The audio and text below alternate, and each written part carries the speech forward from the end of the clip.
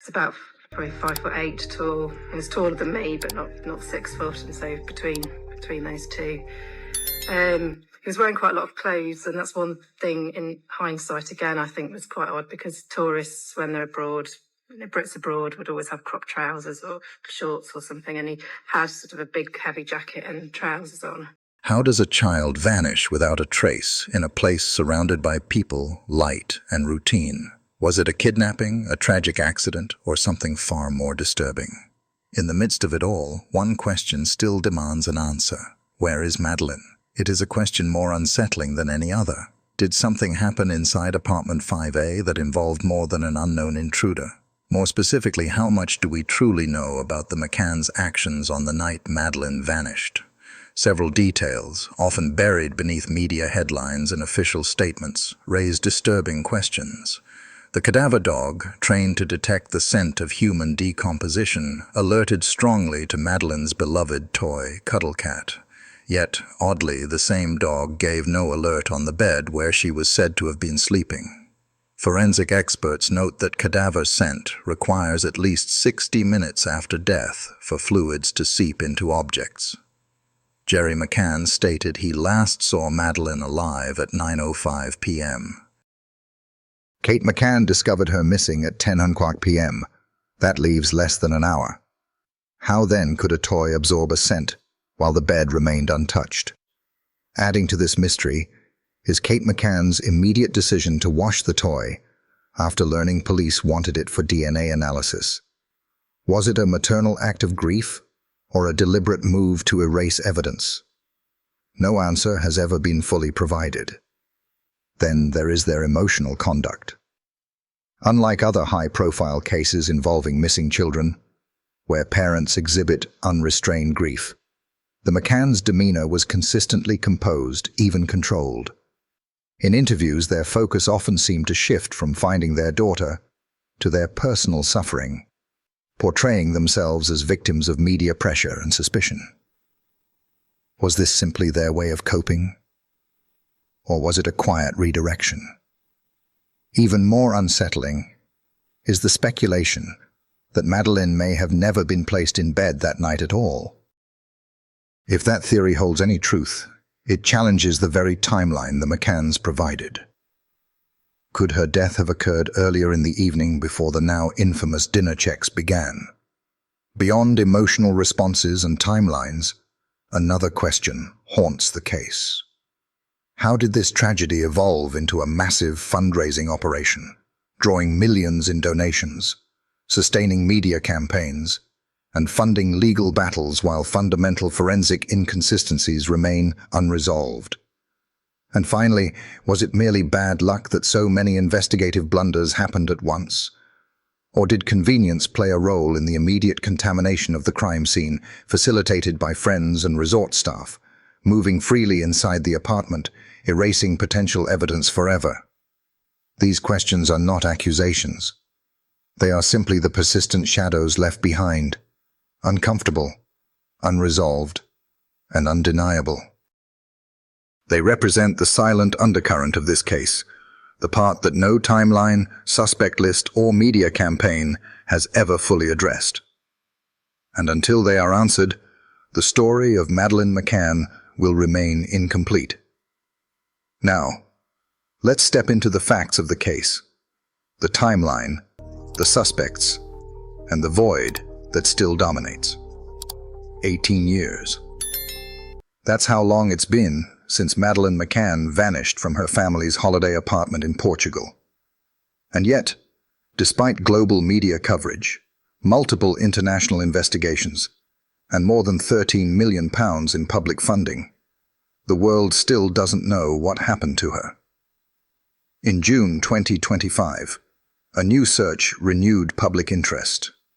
German authorities, believing they had concrete evidence against a longtime suspect, Christian Bruckner, requested Portuguese police to excavate an overgrown rural site near Praia da Luz. The search lasted 3 days. They found bone fragments, torn fabric, a sealed plastic bag buried beneath a slab of stone, and still no confirmation, no match, no charges, just more waiting. Bruckner, a convicted individual with a known history of harm and violence, had lived in the area around the time of Madeleine's disappearance. Investigators had previously uncovered thousands of concerning images hidden beneath the remains of his dog. He also made a suspicious phone call near the resort on the exact night Madeleine vanished. And yet, after years of digging, literally and legally, Bruckner has never been charged in connection to Madeleine's case. He remains imprisoned for other crimes, but unless prosecutors act soon, he may walk free by 2026. For many, the urgency is palpable. German investigators insist they have crucial information, but not enough admissible proof. Scotland Yard's Operation Grange continues to operate with reduced resources. Portuguese police, after reopening the case in 2013, have said little since. The case sits in a strange limbo, technically active, practically frozen. And through it all, one place remains at the center of every theory, every timeline, and every lingering doubt. Apartment 5A. It was small, unguarded, and unlocked. A child lay sleeping just a few feet from a public walkway. No security cameras, no alarm, no forced entry, no screaming, just an empty bed, an open window, and a family whose lives were shattered in a single hour. Was it a kidnapping carefully planned and cleanly executed? A break-in that went horribly wrong? A tragic accident that someone tried to conceal? Or is the truth something else entirely? Something no one has dared to admit. What really happened inside apartment 5A? To answer that, we have to step back from the evidence and look at the people involved. Who were the McCanns before the cameras and suspicions? What routines did they follow on that vacation? Who was watching them? And what small choices did they make that would later be scrutinized by the world? Before the disappearance became an international scandal, it was just a family holiday, just parents, children, friends. And in that normality, somewhere the seeds of tragedy were planted. Let's go back to the beginning. Before the headlines, before the televised press conferences, before the search dogs, the media frenzy, and the whispered doubts, there was just a family. The McCanns, by all accounts, were ordinary, respectable British. They lived in Rothley, a quiet, middle-class town in Leicestershire, England. Gerry McCann, a soft-spoken cardiologist, worked at Glenfield Hospital. Kate McCann, his wife, had trained as a general practitioner. They were both medical professionals, educated, focused, and seemingly grounded. There was nothing unusual about them, nothing that stood out.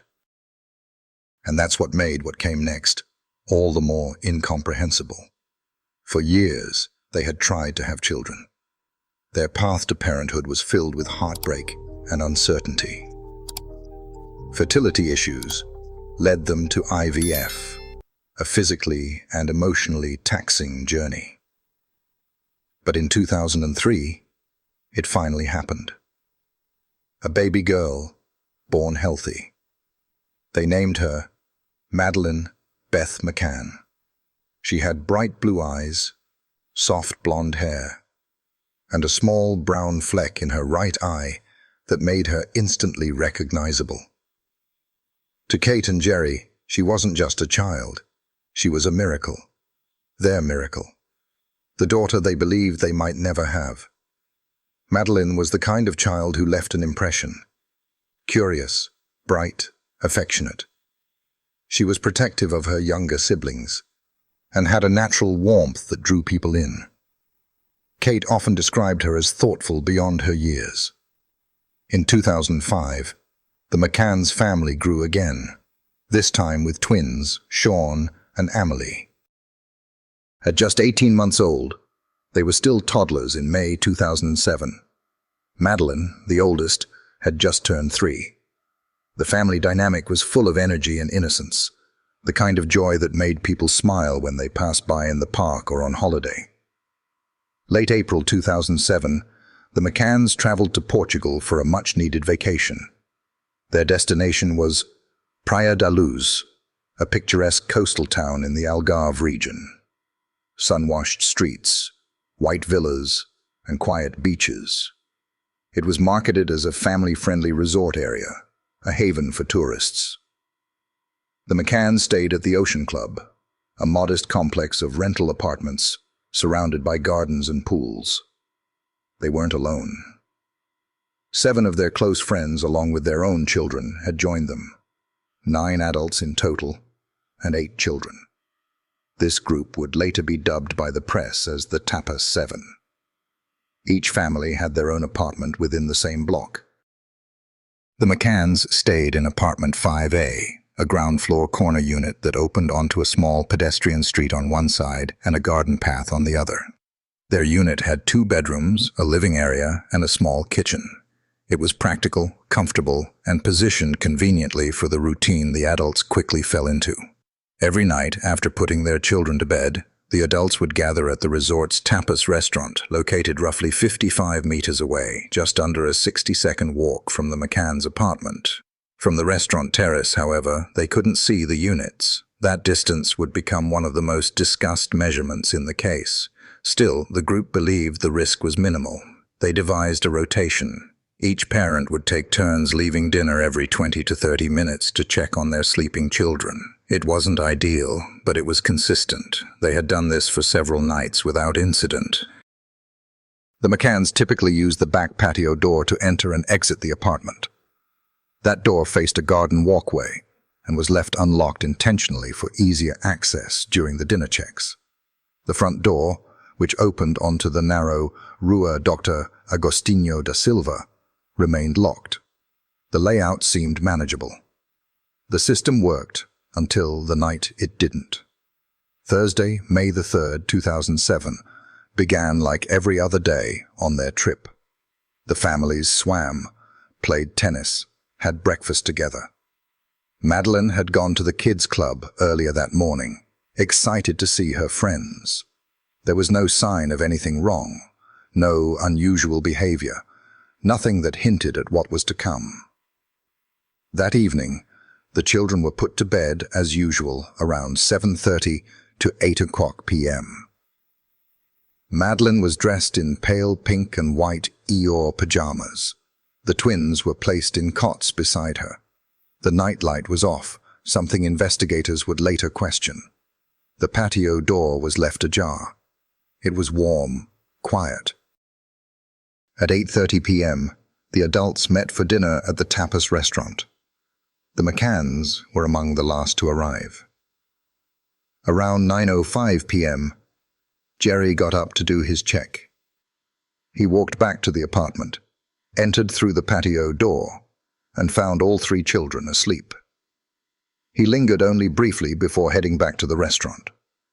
On his way, he stopped to chat with a fellow resort guest, Jez Wilkins, just outside apartment 5A. They talked for a few minutes, standing mere steps away from what may have been a pivotal moment in the case. Roughly 10 minutes later, Jane Tanner, one of the Tapas 7, got up to check on her own daughter. As she passed apartment 5A, she noticed a man walking away from the complex, carrying a small child. The child had no shoes. She wore light-colored pajamas. Jane thought little of it at the time. Maybe it was just a father carrying his sleeping daughter. But what if it wasn't? At around 9:30 p.m., another friend, Matthew Oldfield, offered to check on the McCann's children during his own round. He entered the apartment, listened for any noise, saw light through the door, and heard the twins breathing. But crucially, he didn't look directly at Madeleine's bed. Then came 10 p.m. Kate McCann's turn to check. She entered through the patio door and walked into the children's room. The window was wide open. The curtain fluttered, and Madeleine's bed was empty. What happened in the next few moments was chaos. Kate ran back to the restaurant, screaming, "They've taken her! Someone's taken Madeleine!" Friends and staff began searching the area. Flashlights cut through the dark. Names were shouted, but there was no answer, no trace, no sound. Later, investigators would learn of something Madeleine had said just the day before. A simple sentence, but it would take on a chilling weight in hindsight. She had asked her mother, "Why didn't you come when Sean and I cried last night?" No one knew then how ominous those words might be, whether they were a child's innocent question or a signal missed too late. In the end, the McCanns were just a family trying to enjoy a vacation, doing what so many others do, trusting the safety of a routine, trusting that nothing bad could happen just 55 meters away. But in apartment 5A, sometime between 9:05 and 10 p.m., the unthinkable did, and what followed would become one of the most haunting mysteries of the 21st century. The first 48 hours in any missing child case are crucial. They are the golden window where memories are sharp, evidence is fresh, and leads can still be chased before they vanish. But in the case of Madeleine McCann, those hours weren't just lost, they were squandered, and the consequences have haunted the investigation ever since. When Kate McCann discovered that her daughter was missing at exactly 10:15 p.m. on May 3, 2007, panic erupted. She ran back to the tapas restaurant, shouting, "They've taken her!" Friends, resort staff, and other tourists immediately began searching. But what followed wasn't a coordinated emergency response. It was chaos. Instead of securing apartment 5A as a potential crime scene, dozens of people moved in and out freely. They opened doors, touched windows, stepped on floors, comforted the twins, rearranged items, even sat on the furniture. Everyone had good intentions. They were trying to help, but they were unknowingly destroying what little evidence may have existed. The bedroom, where Madeleine had slept, became contaminated within minutes. The front door, the window, the curtains, every surface a potential clue, now compromised.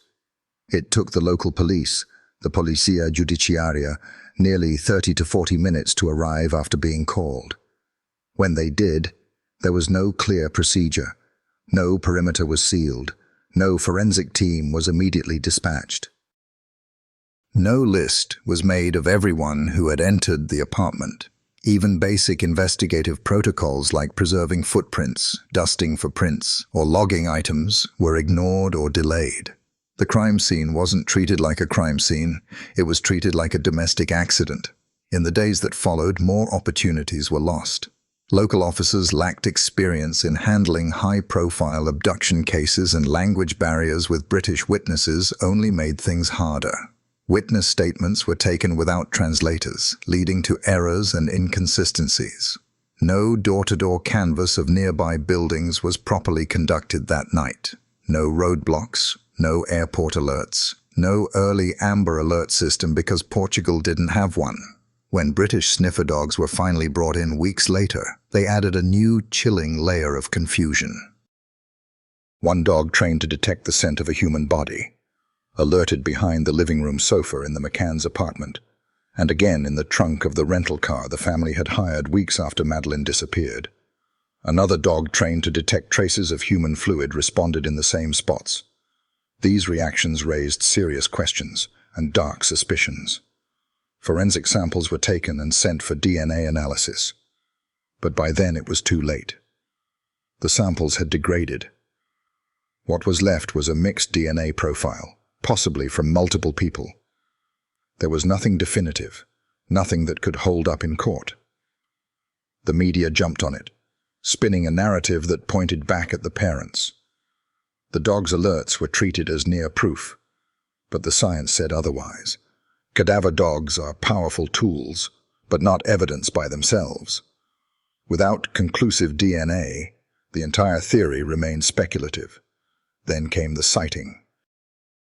Around 9:15 p.m., Jane Tanner, one of the McCann's dinner companions, claimed she saw a man walking away from apartment 5A, carrying a child in pink pajamas. The child matched Madeleine's description. The man, she said, was of medium build, wore light-colored trousers and a dark jacket, and walked casually across the road, disappearing into the night. Tanner didn't recognize him. She assumed in that moment it was a father carrying his child to bed. But this simple observation became one of the most controversial pieces of evidence in the case. At the same time Jane passed the apartment, Gerry McCann was standing just outside, talking with another resort guest, Jez Wilkins. Neither man saw Jane. Neither saw the man she described. How could three adults stand within feet of each other, yet one sees a stranger with a child, and the other two see nothing? Over time, Jane's account evolved. Details shifted. The direction the man walked, the position of the child, even the outfit changed slightly, with each telling. Years later, during a televised Crime Watch reconstruction, investigators concluded that the man Jane saw may have been an innocent British tourist picking up his own daughter from a nearby creche. But by then, the image of the Tanner sighting had become iconic, even as its credibility unraveled. And while the world debated dogs and sightings, something worse was happening behind the scenes. The investigation began turning inward. Portuguese authorities, under pressure to produce results, began to suspect the parents. Kate and Gerry McCann were named arguidos, official suspects, in September 2007, 4 months after their daughter vanished. The reasons were circumstantial at best. The dog's alerts, the family's rented car, their calm demeanor in media interviews. Critics said they weren't grieving enough. Others pointed to their decision to leave young children alone while dining, calling it negligent, even criminal. Public opinion split sharply. The focus on the parents soon consumed the investigation. But this tunnel vision came at a price. By zeroing in on Kate and Gerry, detectives deprioritized other leads. Reports of strange men seen near the resort days before Madeleine disappeared were filed away. Witnesses who claimed to have seen suspicious vehicles were never properly followed up. Resort staff, temporary workers, and local contractors were not cross-referenced with international criminal databases. Surveillance opportunities, already limited, were not investigated, and most critically, no digital records were pulled from cell towers in the first 72 hours. Today, we'd have metadata, text logs, GPS pings. In 2007, that window closed almost as soon as it opened. Compounding the failure was the lack of surveillance infrastructure. The Ocean Club Resort had no security cameras at the apartment entrances, no CCTV near the garden pathway or alley where a suspect might have escaped. The streets of Praia da Luz were calm, unmonitored, and dark, and the apartment where Madeleine slept was ground floor with easy access from multiple angles. It was both perfectly ordinary and horrifyingly vulnerable. In hindsight, the damage was irreversible. The contaminated crime scene, the missed leads, the diverted attention, the public trial of 2 grieving parents. All of it pulled the investigation further from what mattered most: finding Madeleine. By the time international coordination improved, years later, the trail had gone cold, files had been lost, witnesses had moved on, and crucially, no suspect then or now has ever been definitively linked to the crime. What happened in apartment 5A that night may never be fully known. But what happened afterward, the mishandling, the missteps, and the misjudgments, is part of the story that must be told. Because sometimes justice isn't only denied by evil, It's delayed by error. And in the case of Madeleine McCann, the silence of the night was only matched by the silence of lost opportunity.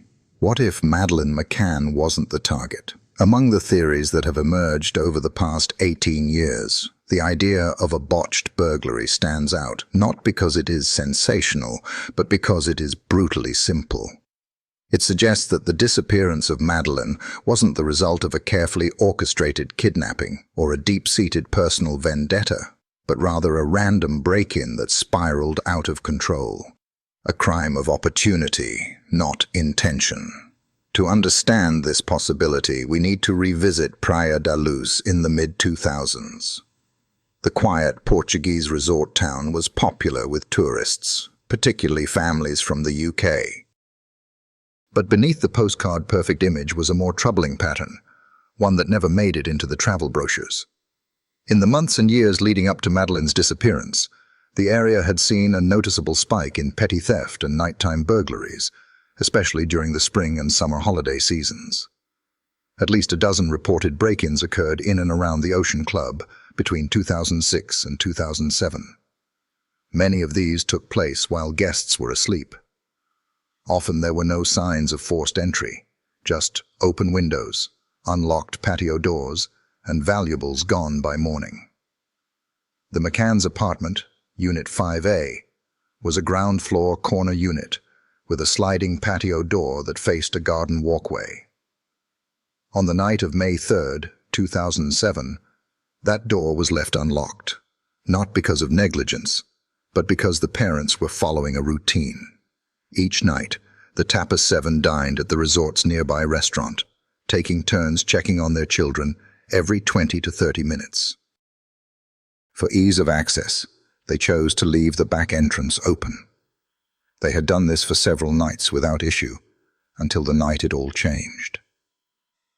Under the burglary theory, someone, perhaps a local petty criminal or two, was walking through the resort area late at night, looking for an uneasy target.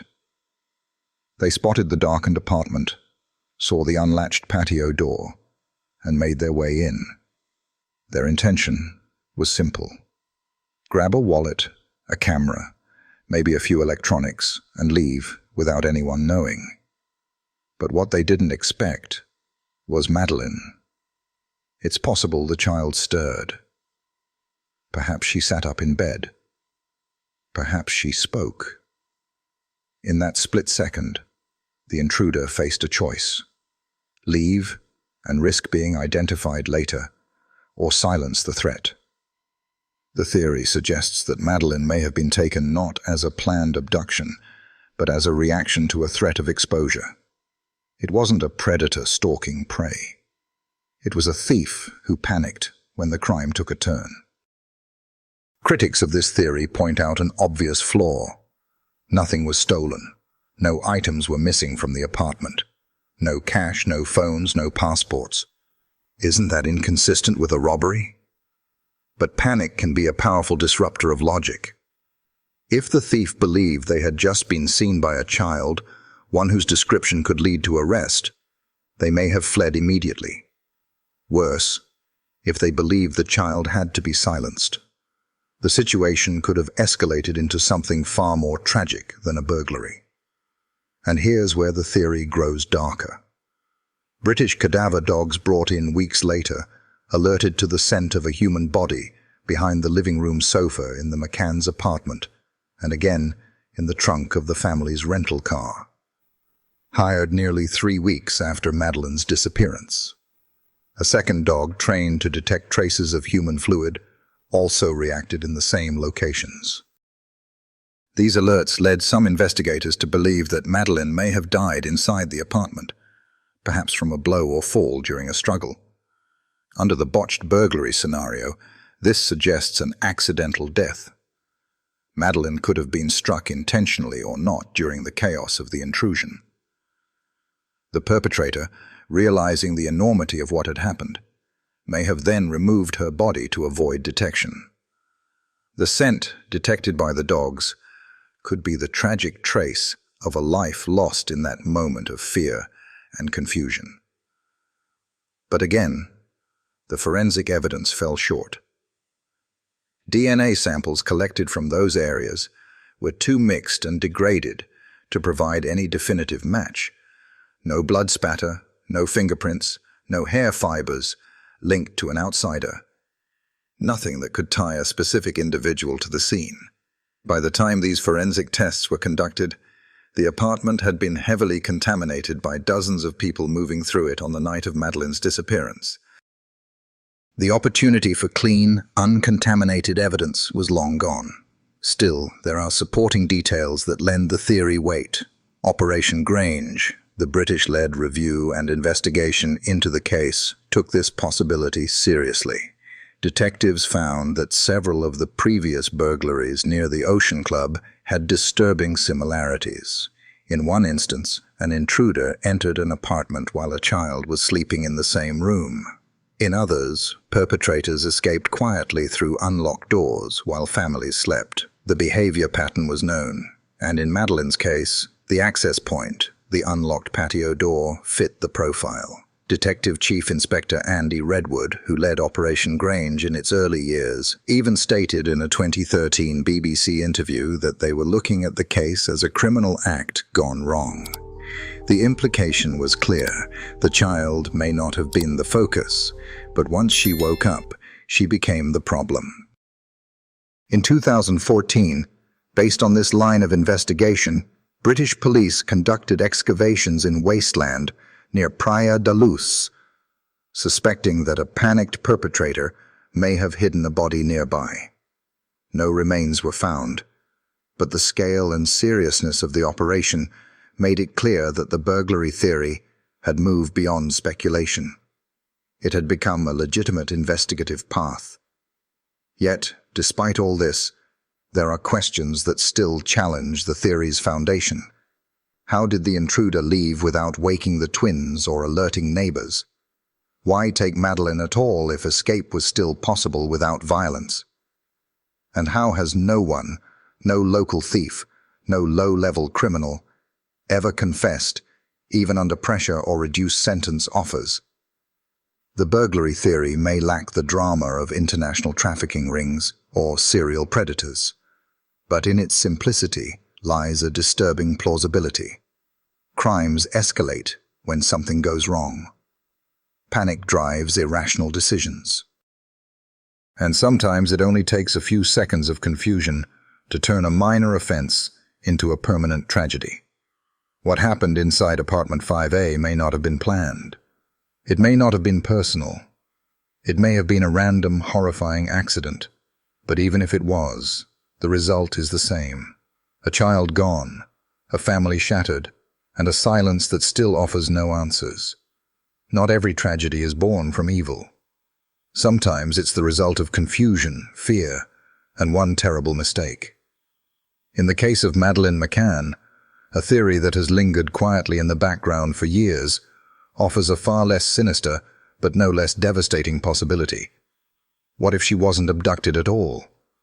What if Madeleine simply woke up, wandered out of her apartment looking for her parents, and was struck by a car? This is the heart of the drunk driver theory. A scenario that avoids conspiracy, avoids predators, avoids international trafficking rings. It leans on something tragically human. A frightened child, a poorly lit street, and a driver who made the worst possible decision in a moment of panic. Madeleine McCann was 3 years old when she vanished, old enough to understand the absence of her parents, old enough to try and find them. Her parents, Kate and Gerry McCann, were dining with friends at the Ocean Club's tapas restaurant, just a minute's walk away, about 55 meters from their apartment. They left the sliding patio door unlocked, intending to check on the children every 20 to 30 minutes, a routine they had followed throughout their vacation. But what if during one of those intervals, Madeleine awoke? Perhaps she realized she was alone. Perhaps she remembered the night before when, according to her mother, she and her brother Sean had cried, and no one came. It's not hard to imagine a small child deciding to get out of bed, walk out the door, and look for her parents. If that happened, Madeleine would have exited into the narrow pedestrian walkway behind apartment 5A, then turned toward the street. The surrounding roads were dimly lit, and at that time of night, just past 9:30 p.m., few people were outside. There were no security cameras, no automatic street surveillance, no patrols. Praia da Luz in 2007 was not equipped with the kind of infrastructure that might have captured such a moment. Now imagine a local driver, perhaps a resort worker, perhaps a tourist under the influence, driving too fast, not expecting a child to be on the road. A flash of pink in the headlights. No time to react. A noise. A body. What happens next is what turns an accident into a cover-up. Instead of calling the police, the driver panics. Maybe they've been drinking. Maybe they don't have a license. Maybe they're already on probation. Whatever the reason, the instinct is to flee. They scoop up the child, conceal her, and drive off into the darkness. In this version of events, Madeleine wasn't targeted. She was in the wrong place at the wrong time, and then vanished not by abduction, but by avoidance. The most compelling element of this theory is the silence it leaves behind. There were no screams that night, no reports of a struggle, no broken glass, no signs of forced entry. Madeleine's bed looked almost undisturbed. Her favorite stuffed animal was still there. Her siblings slept through the entire incident. If she had simply walked out, no one would have known until it was too late. Supporters of the drunk driver theory point to the eerie lack of physical evidence as a kind of negative proof. No signs of violence, no definitive DNA traces, no forced doors or broken locks, no suspicious vehicles recorded entering or leaving the resort. But that's exactly what would happen if a body was removed quickly and quietly, before any search began. In fact, the first real police response didn't occur until nearly an hour after Madeleine was reported missing. That gave any potential perpetrator plenty of time to disappear. Critics, of course, raise fair points. For one, there were no reports of a vehicle incident that night. No witnesses claimed to hear a collision. There were no dented guardrails or tire marks. No unusual damage was noticed on any vehicles in the area. If such an accident occurred, it left no trace. Then again, silence works both ways. The streets were quiet. The town was small. If the incident happened on a side road with no one around, and the driver took immediate steps to hide their tracks, who would know? Who would hear? Another question. Could a 3-year-old really navigate the apartment, unlock the patio door, and wander outside without waking the twins, without triggering any attention from passers-by? Some say yes. Children are unpredictable. Madeleine had been known to get up in the night. The patio door was left unlocked. The path to the street was unobstructed. It's not impossible. But the biggest challenge to this theory is the absence of a confession. If this were a simple accident, no malice, just fear, why hasn't anyone come forward in 18 years, even anonymously, even on their deathbed? The answer might lie in culture and timing.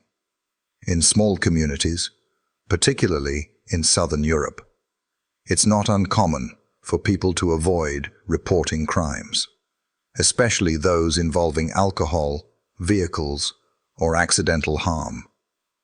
A local driver may have feared legal consequences, deportation, or community backlash.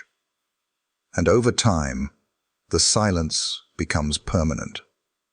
Moreover, once the focus of the investigation turned toward abduction, toward foreign predators and organized crime, local theories like this one were deprioritized. Portuguese police didn't conduct mass vehicle inspections. They didn't canvass for intoxicated drivers.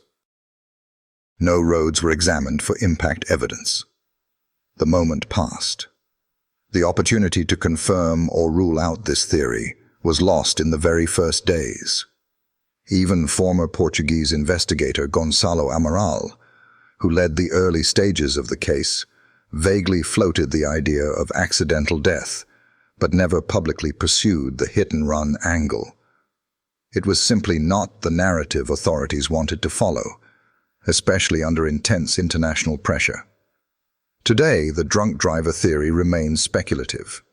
There is no vehicle, no suspect, no eyewitness, no proof. But what it does offer is a sobering alternative to the darker theories. It strips away monsters and replaces them with something harder to accept. The idea that a small mistake, followed by a selfish decision, could erase a child from the world. It's a theory, built more on what isn't than what is. No screams, no camera footage, no answers, only absence.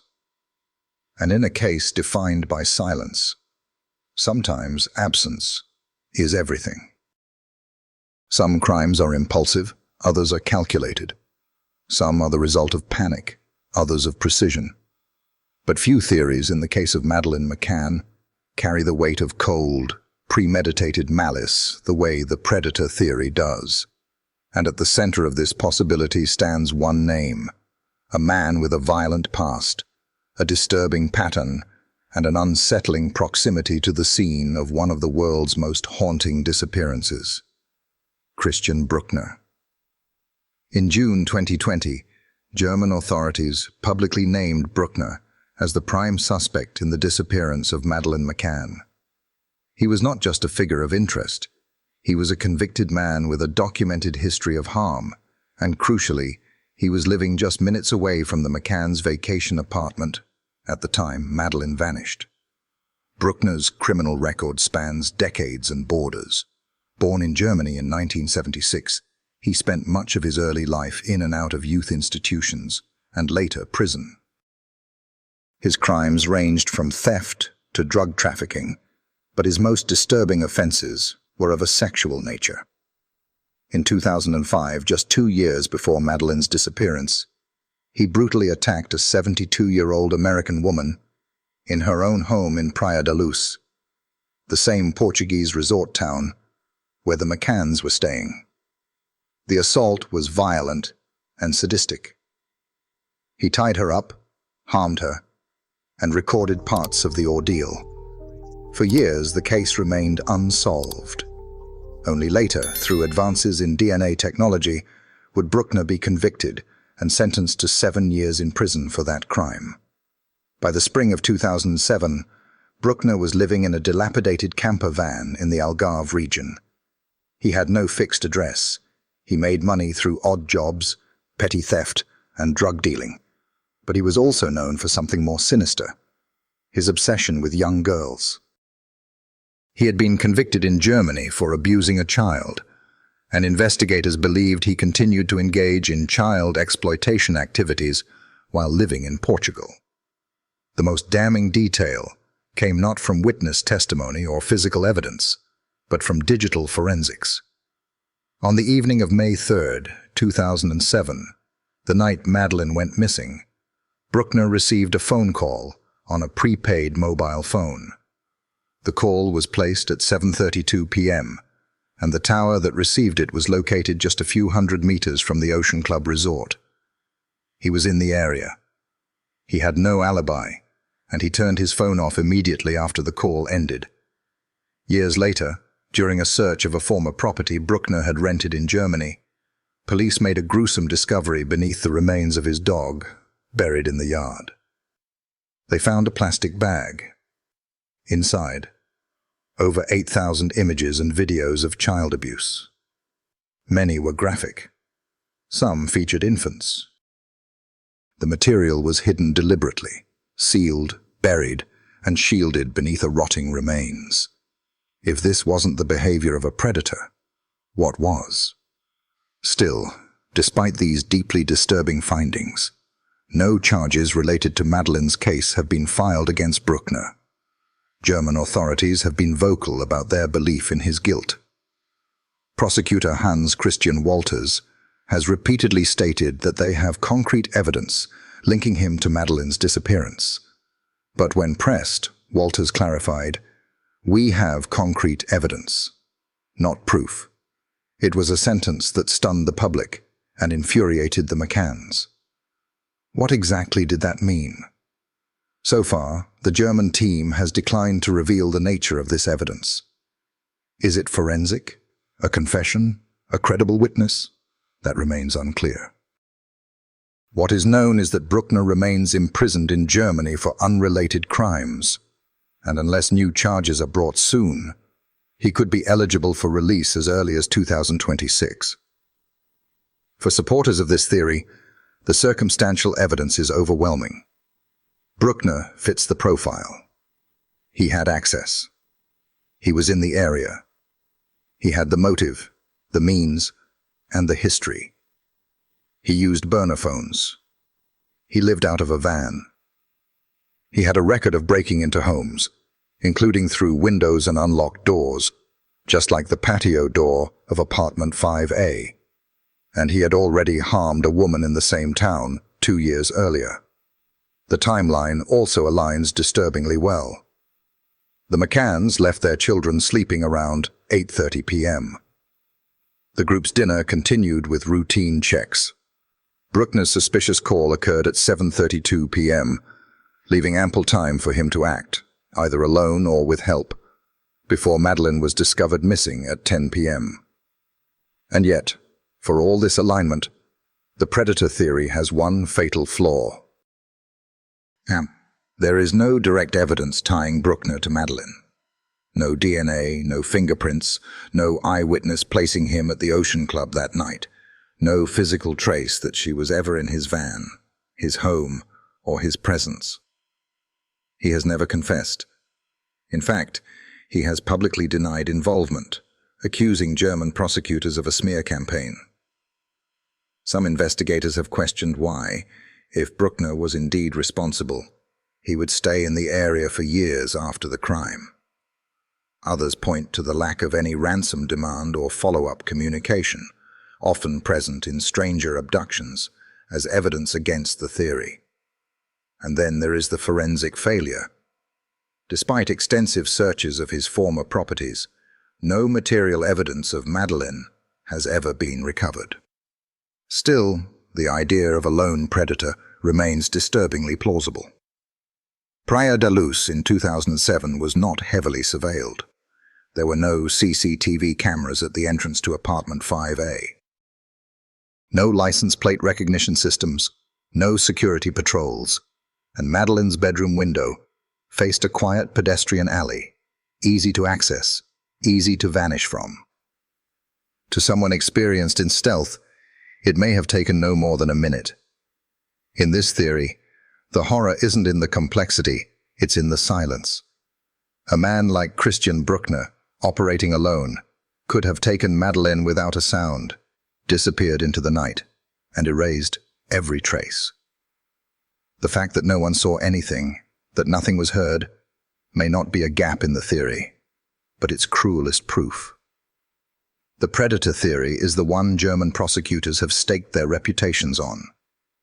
It is the one that has received the most funding, the most attention, and the most international cooperation in recent years. But it is also the one most frustrating in its lack of closure. Because until someone talks, until some fragment of undeniable truth emerges, Bruckner remains legally just a suspect, not charged, not convicted. Just a man with a monstrous past living in the shadow of a missing child. What if Madeleine McCann wasn't harmed? What if she wasn't the victim of a panicked thief or a lone predator, but instead taken with purpose by a network that knew exactly what they were doing?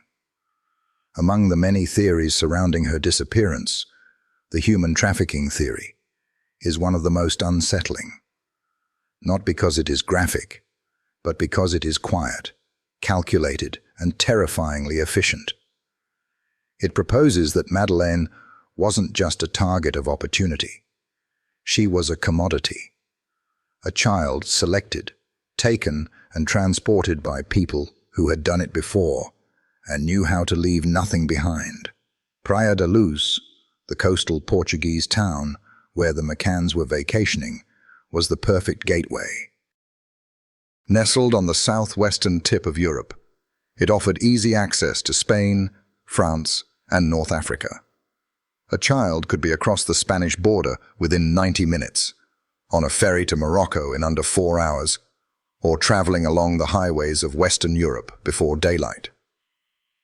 In 2007, there were no advanced border alerts, no widespread child trafficking watch lists, and no integrated systems across countries to flag unusual movements.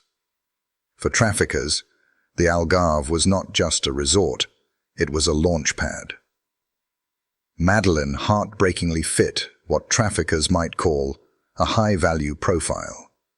She was young, white, with blonde hair and large blue eyes. Features considered marketable in the most disturbing corners of illegal adoption rings, exploitation networks, and even black market surrogacy scams. In a system that commodifies children, appearance matters, and Madeleine's appearance, age, and British nationality made her rare and tragically desirable. What adds weight to this theory is how the abduction appeared to unfold. There was no broken window, no sign of forced entry, no loud noises. Her siblings remained undisturbed. Her stuffed toy was left untouched. The apartment showed no signs of a struggle. If someone took her, they did so silently, precisely, and without leaving a trace. That kind of execution doesn't resemble chaos. It suggests planning. It suggests someone who knew the family's schedule, who had observed their routine, and who waited for the right moment. In the days leading up to Madeleine's disappearance, there were multiple reports from other guests and staff about unfamiliar men loitering near the Ocean Club resort. Some were seen watching children, others allegedly taking photos by the pool, even though they had no children with them. These individuals were never properly identified or investigated at the time. Portuguese police focused early on the theory that the McCanns themselves were responsible to prioritize these leads, and by the time international authorities became involved, the trail had gone cold. Supporters of the trafficking theory argue that these warning signs were classic pre-abduction behavior: surveillance, photographing targets, identifying vulnerabilities, and it all lined up.